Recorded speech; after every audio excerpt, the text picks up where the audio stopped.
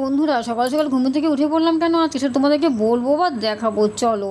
তো আজকে হলো অনেক বড় কাজ। তো প্রথমত বাসি ঘরটা ঝাড়ু করে নিয়েছি, তো লেগে পড়েছি কাজে। তো সব থেকে বড় কাজ, খুব টেনশনে ছিলাম আমি। তো যেহেতু এই কয়দিন আমার কাজটা হয়নি, আগে করা দরকার ছিল, আমার শরীরটা ভালো না দেখে যার জন্য হয়নি।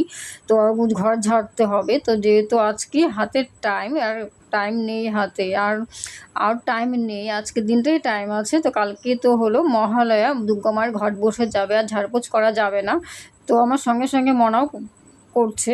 তো প্রথমতই আমি স্লেবটা পরিষ্কার করে নেব। তো চেয়ারে দাঁড়িয়ে খাটের উপরে রিস্ক নিয়ে নিয়েছি, কত বড় দেখো, সব আবর্জনাগুলো নামিয়ে ভালো করে তারপরে ঝেড়ে নিচ্ছি। ঝেড়ে নেওয়া হলো, তারপরে চলে এসেছি জানলাতে, সব দিকে ঝেড়ে মুছে নিলাম। তারপরে শোকেসটাও ঝেড়ে মুছে নিচ্ছি। এদিকে পাখাটাও লিকুইড দিয়ে ভালো করে ধুয়ে মুছে নেওয়া হলো। এদিকে জানলাটাও ধুয়ে মুছে নিচ্ছি। যতই ঝুল নোংরা পরিষ্কার করি না কেন, দুদিন পর পর তো ঝুল নোংরা পড়তেই থাকে। তো আমার এই ছোট্ট কুঁড়ে ঘরের মধ্যেই সব কিছু।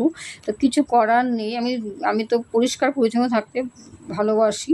তো আমি সব ধুয়ে নিলাম, যেহেতু ঘর মেজে সব ধুয়ে মুছে নেওয়া হলো। তো আমার ঘর ঝাড়টা বাকি ছিল। তো এটা আমার ঘর ঝাড়ুটা ঝেড়ে নিলাম। তো তোমাদের কাদের কাদের এরকম ঘর ঝাড়পোছ করা হয়ে গেছে অবশ্যই কমেন্টে জানিও।